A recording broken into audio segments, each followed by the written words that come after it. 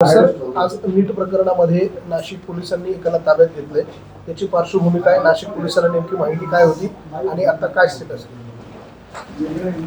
सकाळी राजस्थान पोलिसांमार्फत एका आरोपीला ताब्यात घेण्याविषयी विनंती आली होती. त्याप्रमाणे त्या आरोपीला ताब्यात घेण्यात आलेलं आहे. अशी माहिती मिळते की ते नीट प्रकरणातील तो आरोपी आहे आणि या आरोपीला सध्या युनिट 2 क्राईम ब्रँचच्या पथकाने ताब्यात घेतलेला आहे. या आरोपीला ताब्यात घेण्यासाठी केंद्रीय तपास यंत्रणेचं पथक येणार आहे.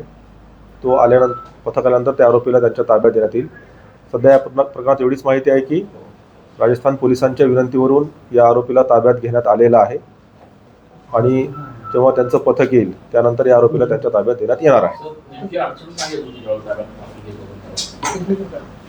आरोपीने त्याचा वेश बदललेला असल्यामुळे, केस कापलेले असल्यामुळे त्याला सुरुवातीला माहिती मिळत नव्हती, परंतु तांत्रिक कौशल्य आणि पोलिसांनी जिकिरीने तपास करून युनिट 2 क्राईम ब्रँचच्या पथकाने त्याला ताब्यात घेण्यात आलेला आहे आणि त्यांच्या ताब्यामध्ये आरोपीला देण्यात येणार आहे. त्याचं नाशिक आणखी काही कनेक्शन येते सर?